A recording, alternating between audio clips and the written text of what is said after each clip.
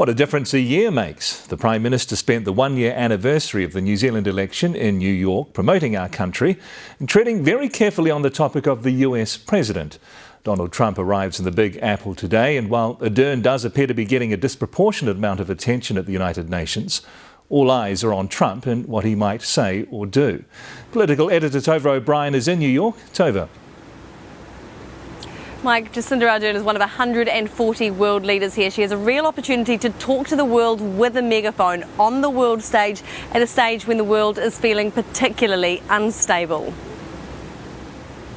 The first of the PM's New York minutes, the first of the red carpets rolled at her feet. And the first time her baby girl Neve has gone global. He's so peaceful. It's just like super amazing. Wasn't at 3:30 this morning.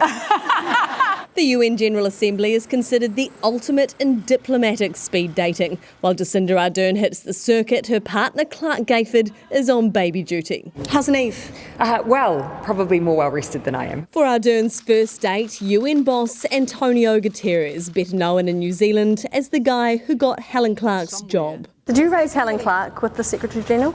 No, I had no cause to. There have been 9 Secretaries General, not one of them a woman. Ardern's talking a big game about combating sexism while in New York, but didn't think to raise it with the man who derailed her mentor Clark. No, my opportunity was to raise issues of interest to New Zealand. Donald Trump is returning for his second speech to the General Assembly. Last year he launched a geopolitical grenade into the delicate diplomacy. We will have no choice but to totally destroy North Korea. Rocket Man.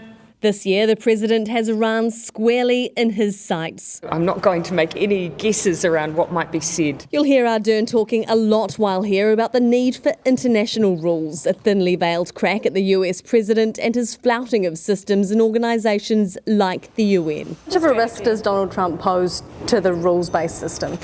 Look, there's not just one nation who's challenging the rules-based system. New York is heading into lockdown, preparing for everything and anything, apart from the one thing that can't be prepared for, the US president. And Mike, as you could hear there, the Prime Minister is already performing verbal diplomatic acrobatics when it comes to all things Donald Trump, trying really hard not to directly criticise the US President, but she is distancing herself from him, not just verbally in terms of that kind of nuanced diplomatic language, but also in terms of actions, refusing to sign New Zealand up to Donald Trump's war on drugs, his big call for global action against drugs. The Prime Minister and President don't have any planned formal meetings, but she will be at a reception hosted by Donald Trump tonight, and they'll also both be at a lunch tomorrow, so there is a chance for some awkward FaceTime, and top of the Prime Minister's agenda will be trade and the potential for trade wars. Tova, what else does the Prime Minister have planned? Jacinda Ardern kicks off her day with her appearance on the Today Show, an audience of more than 4 million viewers. That is the first of the big 3 media appearances she has over here, also appearing on CNN and The Late Show with Stephen Colbert. And the Prime Minister will be very anxious about coming across well on these shows. You'll remember when John Key did The Late Show with David Letterman, that top 10 segment he did ended up being less about promoting New Zealand, more about a kind of collective cultural cringe from the country. Tova, thank you.